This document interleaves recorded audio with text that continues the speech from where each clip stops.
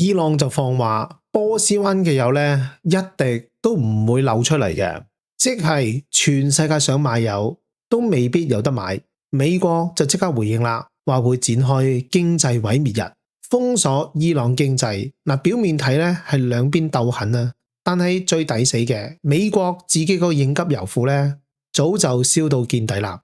大家好，歡迎收聽網向編輯部嘅節目，呢度有我以德台樣，希望大家點讚、訂閱同分享啦。先講下今日最新發生嘅事情先啦。喺8月23號，伊朗最高國家安全委員會秘書雷扎伊就放話啦，一滴油都唔會離開波斯灣或者霍爾木茲海峽，即係話邊個國家幫美國跟美國去制裁伊朗嘅話呢，之後就唔好諗住可以買到一滴油出嚟啊！佢仲用咗一個詞，話係會俾到地震級嘅報復。嚟到8月24號啦，輪到美國出手咯噃。財政部長貝森特開記者會，公布咗史上最嚴厲嘅制裁。美國總統特朗普叫呢個做經濟 D-Day， 即係經濟毀滅日，話佢要封鎖伊朗嘅石油、銀行、貨幣，仲點名警告同伊朗做生意嘅國家。但係佢就冇講明係邊個國家，佢只係話你哋自己知道自己係邊一個。所以喺呢場對峙入邊呢，我哋睇到兩個大國嘅博弈。但係今日我想講嘅唔係呢場對峙嘅本身啊，我要講嘅係呢場對峙嘅背後一個好荒謬嘅現實。全球最大嘅產油國係美國，佢自己嘅戰略石油儲備呢已經跌到40幾年以嚟最低啦。先講下呢個數字先。美國能源部嘅數據，戰略石油儲備喺8月頭嗰個禮拜跌穿咗3億桶，去到大約2億9870萬桶啦。呢個係1983年1月以嚟第一次跌穿3億桶嘅，40年嚟最低噶，容量淨係得翻2%。你唔好以為呢啲係小事啊，呢個油庫呢係美國用嚟應急嘅。舊年年底呢個油庫有約莫4億1100萬桶，相當於125日美國原油進口嘅保護。而家得翻80幾日啫，你諗下一個國家嘅應急油庫用咗咁多嘅。仲有啊，呢個唔係自然減少啊，係特朗普自己下令放嘅。今年3月佢下令放咗1億7200萬桶出去填補霍爾木茲海峽中斷咗嘅供應缺口嘅。放完之後呢個油庫預計去到2億4300萬桶。點解會咁呢？因為美國自己打呢場仗。呢個就係今日想同大家講嘅嘢。既然就講開啦，我哋起碼我哋由最先嗰個位講起。一個全球最大嘅產油國，點解搞到要食應急油庫呢？講到呢度，你可能會話：喂，美國係全球最大產油國嚟嘅，點會怕冇油噶？啱啊，你講得啱。美國每日大約產出1370萬桶原油，係全世界第一噶。佢唔單止唔缺油，佢仲成個世界產油產得最多油嘅國家。所以呢單嘢最好笑嘅位喺邊？就係話一個唔應該缺油嘅國家，依家係成個世界用嚟應急嗰個油庫最低嘅國家。你一個日日泵油、產量全球第一嘅人，屋企竟然冇米啊！呢個就係如今最為荒謬嘅畫面。大家記唔記得啊？特朗普成日就掛喺嘴邊一句口號 Drill baby drill 嘛，咁咩意思呢？就係要大家轉啊轉啊轉多啲油出嚟。佢話要令美國石油產量爆晒標，能源霸天下。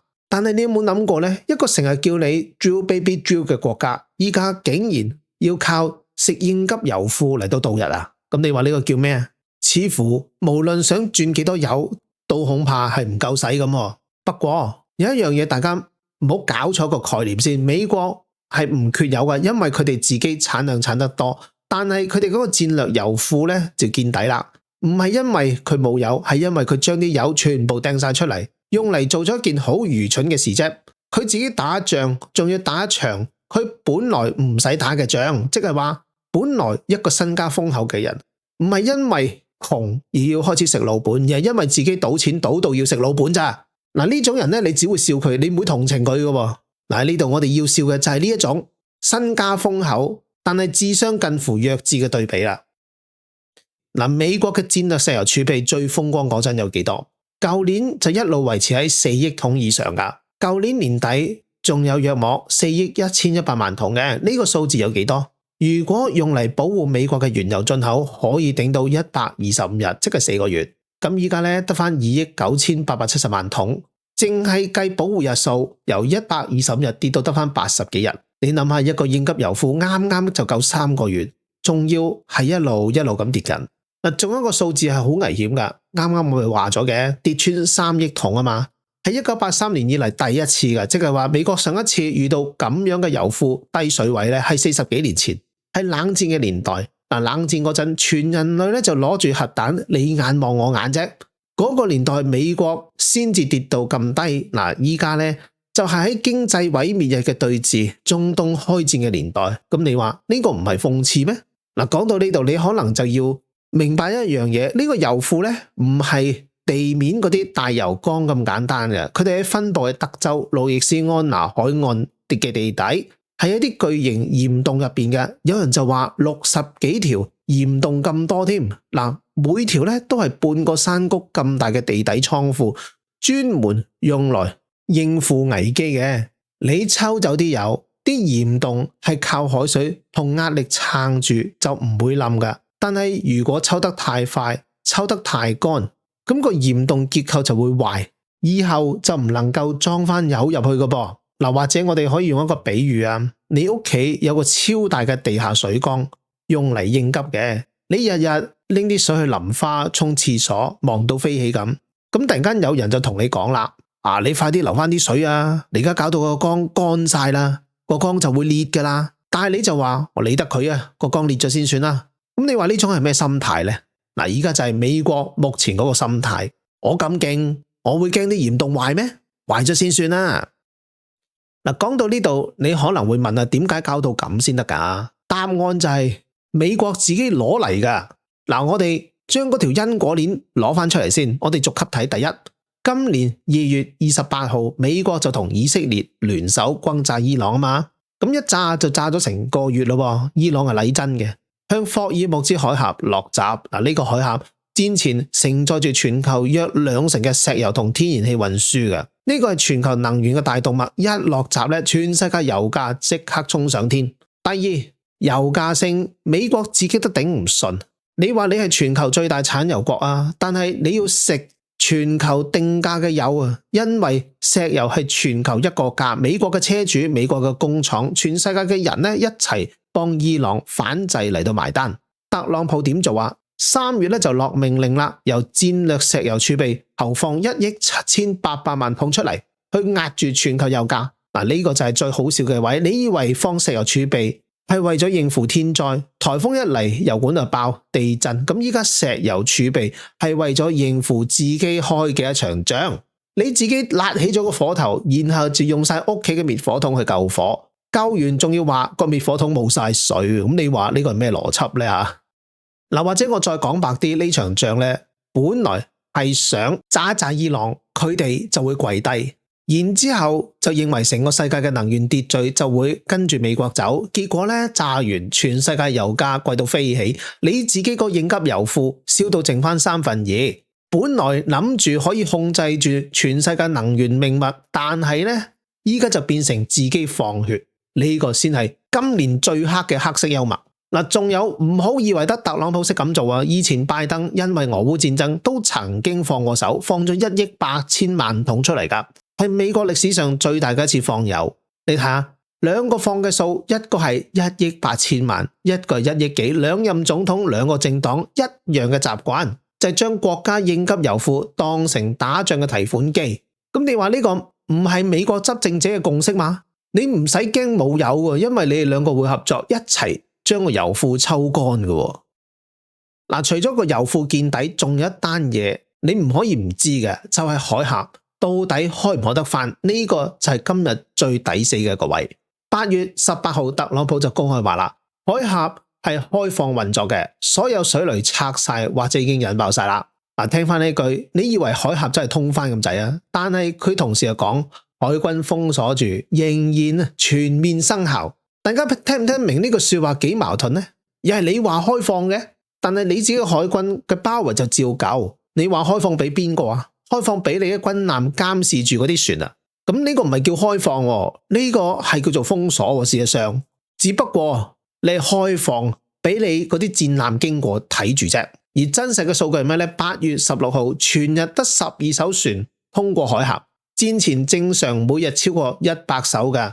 啱啱過去嗰個週末，即係8月22到23號，少過20艘貨船過嘅。咁你話呢個叫做開放啊？嗱，仲有樣嘢更離譜啊！就算有船行，都唔代表安全㗎。8月18號，英國海事貿易行動組織就報告啦，有一艘船咧喺公海出海嗰陣咧，就被不知名物體擊中，引擎房就損壞，有人受傷㗎。最後要由阿曼海岸警衛隊先至能夠將佢拖走。咁你話呢個叫做開放啊？你開翻個圈，俾啲船入去，然後其他船喺入邊俾人打，咁叫咩啫？冇玩啊！嗱，仲有一樣嘢啊，伊朗自己都搞咗個波斯灣海峽管理局，話任何船都唔准冇佢哋嘅許可就過嘅。嗱，伊朗國會議長卡里巴夫仲講啊，海峽唔會開噶，直到美國履行晒6月嗰份備忘錄所有承諾，包括解凍資產、取消石油禁令、停止軍事行動。咁你話兩個人都話自己話事，特朗普話開放，伊朗話要去苛政，呢個海峽似乎就夾喺兩個主人中間嘅大動脈啦。你自己都知唔係開放噶，所以你呢個特朗普8月18號呢，仲要喺社交媒體上畫咗張霍爾木茲地圖出嚟，用支筆圈咗個圈，寫住呢度係美國新領土。你管到一個咁樣嘅海峽，仲要宣佈係你嘅領土啊？你會話呢個唔係霸島，呢個係連你自己都呃埋。你呢個所謂領土呢，就係一個得返一日得幾十艘船出入嘅死域。嗱，講到呢度，你可能會覺得啦，呢啲全部係宏觀嘅石油數字，好似同你冇乜關係咁。但係我話你知，同你絕對有關，因為美國車主嘅有錢已經翻去歷史新高。8月17號，美國汽車協會嘅數據，全國平均汽油價格去到4.06美元一加侖，呢個係8月歷史最高，比去年同一時間貴咗成1美元咁滯。你話一個全球最大產油國，車主竟然食到咁貴嘅油啊？你唔好以為啊，你產油量全球第一，你就唔使理油價。石油係全球定價，你用幾多錢一桶係由全世界嘅供應決定㗎。依家成個世界嘅石油市場就係喺呢啲事件度定價嘅，即係話只要世界邊一度有少少短缺，油價咧就即刻爆升噶啦。霍爾木茲一封，中東嗰啲油出唔到，全球油價咪企硬喺90幾美元一桶咯。3月更加一度高到去112美元噶。美國啲車主係要用真金白銀幫自己國家嘅戰爭命脈嚟到埋單。仲有你以為好快回復啊？美國能源資訊處就話啦，中東石油產量要等到2027年先至恢復到戰前水平。2026年全年布蘭特原油平均價都企喺87美元一桶。咁你話呢段時間美國嗰啲車主每一毫子嘅有錢都係泵緊自己國家嘅能源霸主嘅美夢咋？仲有唔止美國咁慘噶，經濟合作兼發展組織嘅石油庫存跌到23年嚟最低。國際能源署話2026年全球石油供應預計會跌到430萬桶一日。咁你話全球石油市場講到尾都係得返一個結論，邊個開戰邊個就係全世界嘅麻煩製造者。你以為你係美國優先啊？其實你只不過係一個麻煩製造嘅源頭啫。美國車主嗰啲荷包就係第一優先痛。美國成日就將自己講到好似英雄一樣，而家美國車主嘅感受就係英雄嘅價值啦，仲要係最貴嗰種。一個全球最識產油嘅國家，車主竟然係全球最痛個批。你話成件事係咪好抵死呢？呢場仗咧唔止美國人自己痛噶，仲係拖累緊全世界。呢度就係一個新嘅轉折，係講緊全球供應鏈嘅代價。喺8月21日，路透社就有咁嘅報道噶。伊朗賣俾中國嘅原油，以前一向係平過市場價，即係有折扣，但係因為制裁，因為怕運輸麻煩，所以要平啲先有人買。依家呢，由折扣變咗日價啦，每桶咧仲貴過市場基準約莫2個美元。呢個轉變都幾大㗎。中國係伊朗石油最大買家，買咗伊朗80%以上嘅海運石油㗎。戰後連呢啲中國買家拎嘅平價油依家都要變貴啦。其實咧，伊朗央行行長自己都親口承認㗎，石油出口已經係跌到近乎零咁滯。咁你話呢個咩情況呢？係美國嘅海軍封鎖成功切斷咗伊朗嘅出口，但係同時就將全世界石油供應包括中國嘅一路擠壓緊。你以為你封鎖咗一個敵人，其實你係封鎖咗全世界嘅供應。而更衰嘅就係連美國自己嘅盟友都驚啦。沙特阿拉伯王儲薩勒曼飛咗去法國見馬克龍，傾下點樣兜開霍爾木茲海峽嘅替代路線、管道、鐵路以及其他港口添。咁你話一個美國嘅盟友，一個產油大國，為咗唔好搞到冇油出，要飛去法國傾另一條路線。咁你話你呢個美國優先咗啲乜？所以呢場仗呢，唔係淨係美國同伊朗嘅事，佢係拖累緊全世界。全球嘅石油、天然氣、運費、工業成本，全部咧就係被呢條海峽嘅封鎖綁實晒。你想封鎖伊朗，結果係封死晒所有人，連自己最好嘅盟友都要穩定第二條後路啦。講到呢度，必須要講下現在最新嘅事件發展去到邊先。8月23號，伊朗嗰句一滴油都唔會離開波斯灣，咁你話呢句說話嗰個分量幾重啊？